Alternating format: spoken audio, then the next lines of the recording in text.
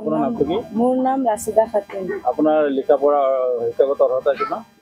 HS second ইয়াৰ। আপুনি মাগুৰমাৰী গাঁও পঞ্চায়তৰ আঞ্চলিক সদস্য কংগ্ৰেছ দলৰ এজন মনোনীত প্ৰাৰ্থী আছিল। আপুনি বিজয়ী হৈছে। আপুনি ইয়াৰ নেতৃত্বত থকা কংগ্ৰেছৰ যিবিলাক বিভাগ আছে এইবিলাকক আপুনি কি আহ্বান জনাব? ধৰক ৰকিবুল হুছেইন আছে, তানজিল হুছেইন আছে।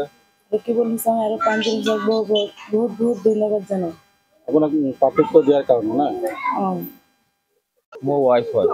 তেখেতে ৰাইজে দেখা গৈছে বিপুল ভিৰত জয়ী কৰাইছে। আপোনালোকে জেগাটো যিহেতু অনুন্নত, আপোনালোকে গাঁৱৰ ৰাস্তা ঘাটৰ হৈ কি কাম কৰিব?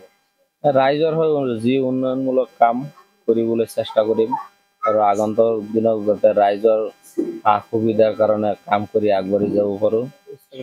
ৰাস্তা ঘাট যি আছে কৰিব পাৰোঁ, কৰি দিম।